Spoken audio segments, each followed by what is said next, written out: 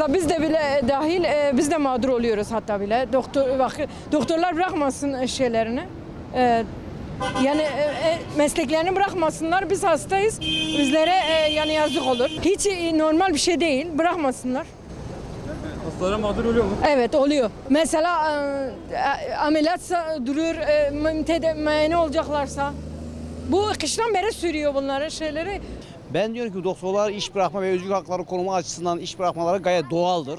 Ben ayrıca bir sendikacı olmak babından bunların tamamıyla doğal bir hak olduğuna inanmış olmama rağmen yine de toplumun sağlığını ihmal etmeden bunun da bir tedbirini düşürerek yetkililere kendi haklarını, kendi hak etmişliklerini bir şekilde ifade etmeleri, bir şekilde dile getirmeleri gerekiyor. Ama toplumun sağlığını da tehlikeye atmadan, toplumda sadece yaşayan doktor değil, toplumu bütün olarak düşünmek lazım ve toplumun bütün olarak insicamını, sağlığını tehlikeye atmadan her türlü hak arayışının yanındayım ben. Düşünün mesela bakın ben bazen acil olduğumda hastaneye gittiğimde sıranın dahi 5 dakika sonra gelmesi karşısında dahi kendimi bir tedirginlik hissediyorum. Düşünün ki orada hasta olan insanların hastaneye gittiğinde doktorun yokluğuyla karşılaştılar düştükleri psikolojik durumu düşünün. Müthiş bir tedirginlik olur. Tedavi olmamanın yanında doktorla görüşmemenin vermiş olduğu bir eksiklikle bu daha çok bir hastalığa, daha çok bir psikolojik bir travmaya sebebiyet verir. Evet maalesef mağdur oluyorlar. Biz şimdi hastanelere gittiğimizde bayağı bir yoğunluk görüyoruz. Yoğunluk daha da kat artıyor. Bu sefer hastalarda gerçekten olumsuz durum çok fazla görülüyor yani.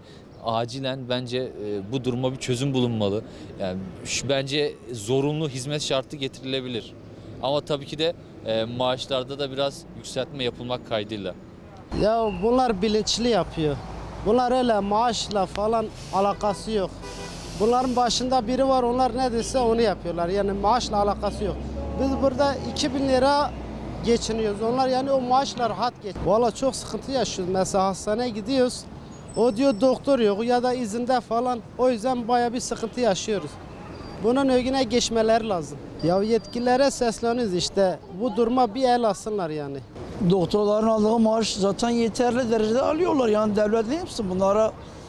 Herkes istediği maaşı almaya kalkırsa devlet nereden getirecek maaşı? İyi maaş alıyorlar. Bizi mağdur sonunda biz kendimiz hasta olarak biz mağdur oluruz yani. Bizi ölüme terk etmiş olurlar eğer eylem yaparlarsa öyle. Daha beter hasta olurlar. İlaç alamazlar. İlaç yazamazlar. Mesela ben şeker hastasıyım.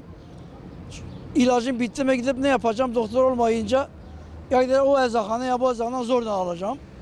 O yüzden yani yapmamaları lazım öyle bir durumda. Yetkililere buna bir çözüm, bir çare bulsunlar. Ama geliyor şu an nedir sağlıktan dünyada birinciyiz. Neresi birinciyim ben? Şu an bir randevu almak için en az 20 gün bekliyorum. Bu nasıl bir sağlıkla birinciyiz? Türkiye'den binlerce hastane var. Şanlıurfa'yı tek örnek göstereyim. 5 yataklı var, 8 yataklı var, sigorta hastanesi var, bu var ama aradığımız zaman 20 gün bekliyoruz. Böyle mi sağlık var? Ya 8 ben arıyorum şu an dişi arıyorum. Dişe bana ne diyor? 20 gün. 20 gün sonra gitsem ne olacak? Doktor görevinde yok. Niye yok?